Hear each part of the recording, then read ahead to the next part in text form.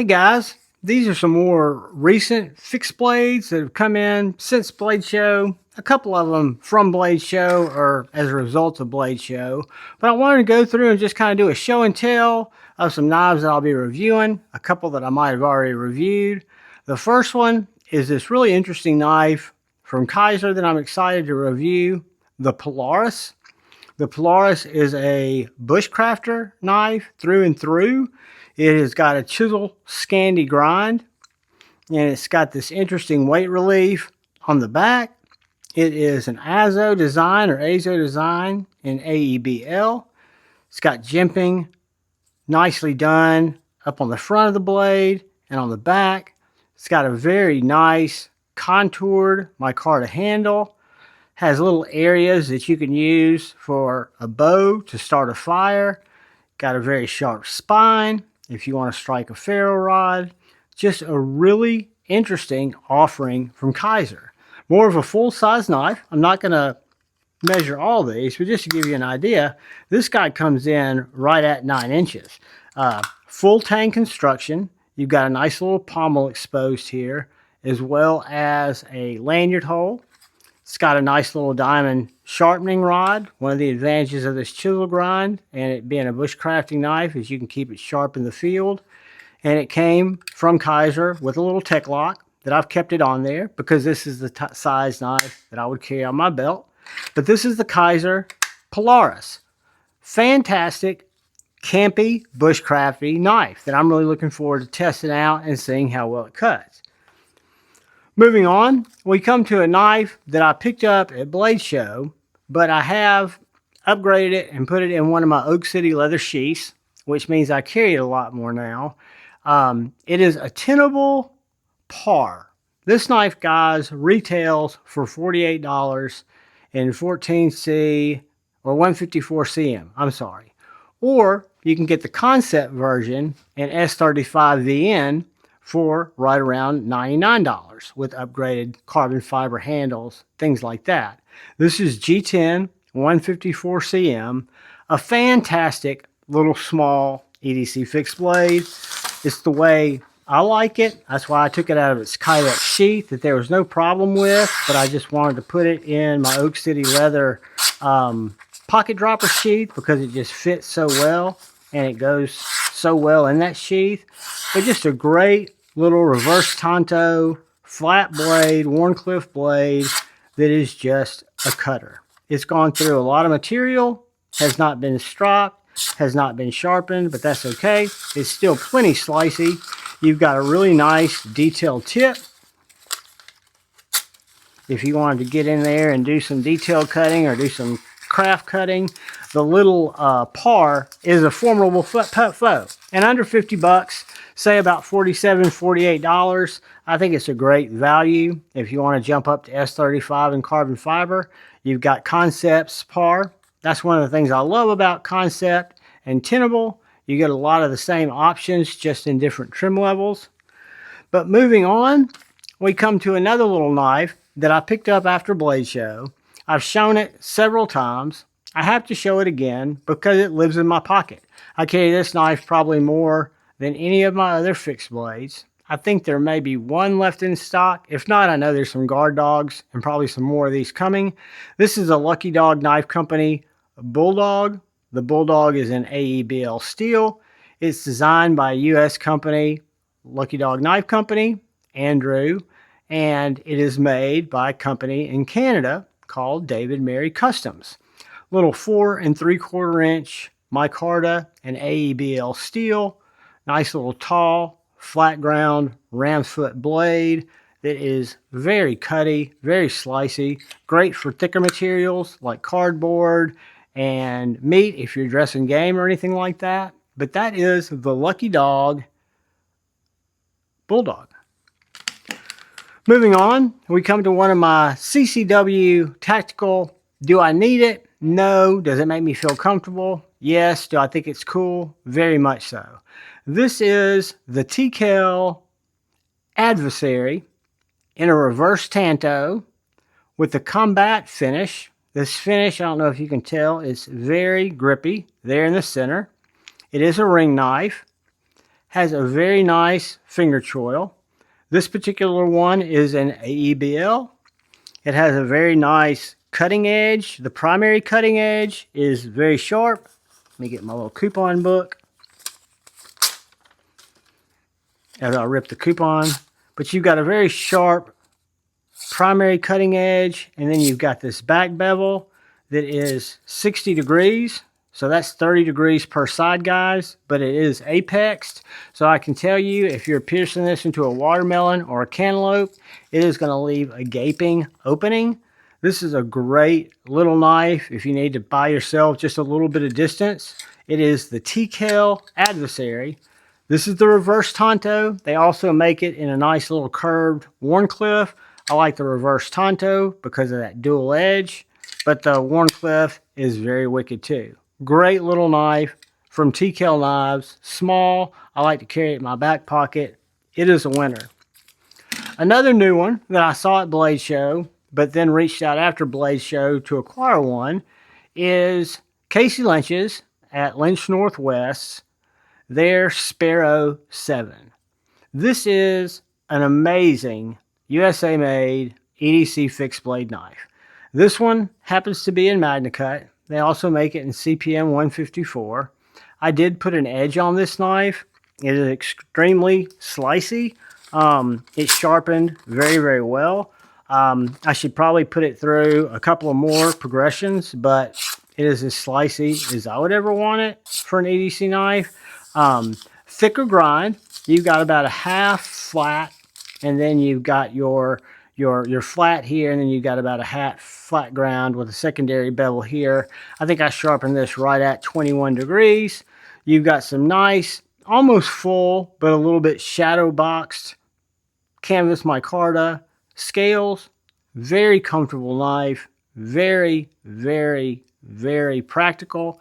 And I love the leather sheath, which is an option, which you can drop in your pocket. One thing nice about this sheath is if you get to checkout and you don't want the Kydex sheath, you don't have to buy the Kydex and then the leather. You can just pay for the difference and have it shipped with the leather sheath. Very nice knife.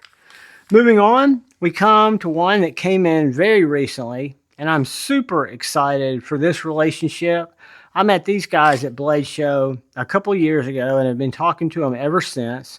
And this is the Reiff Knife Company. This is a Cicada or CICAIDE. I think I'm spelling that right. They make this in both a drop point and a sheep's foot. I got the sheep's foot and I'm very stoked.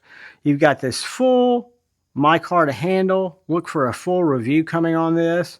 You've got jimping here on your thumb that work very, very well.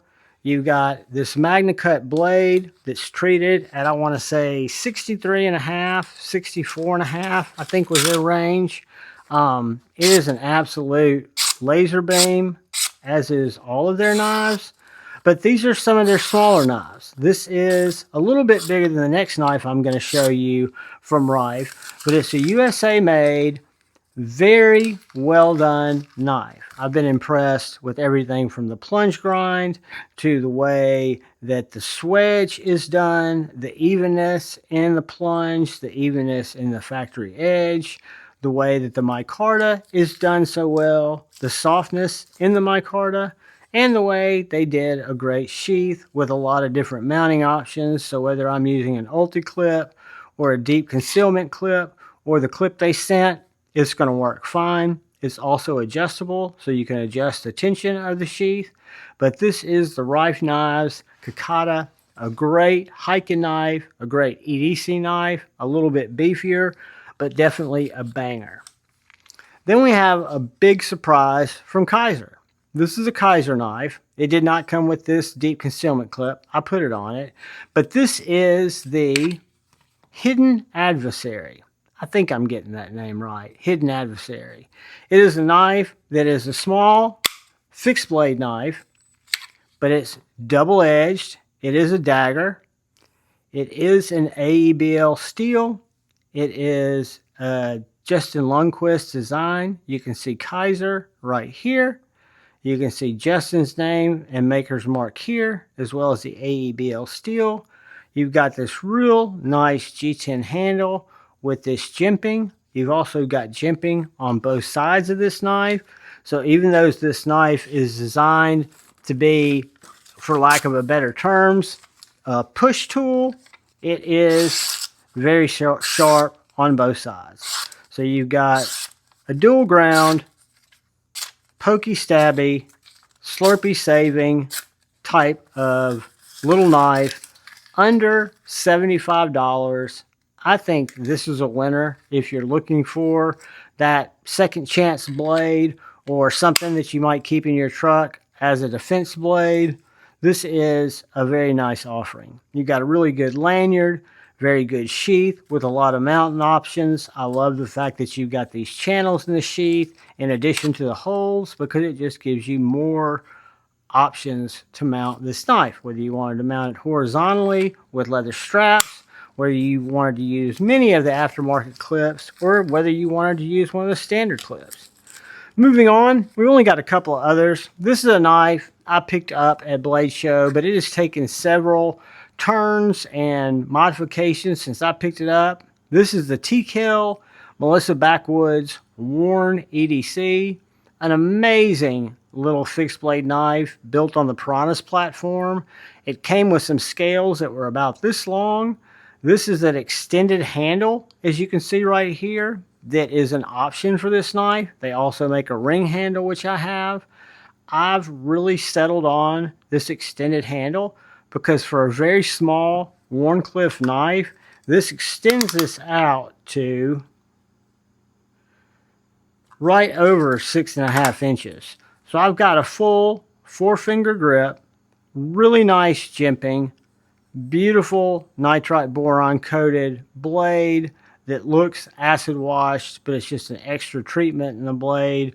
I did booger up the aluminum scale there a little bit because I had cross-threaded my screw, but this is a user, as are all my knives, and I have really been carrying this and beating the heck out of it.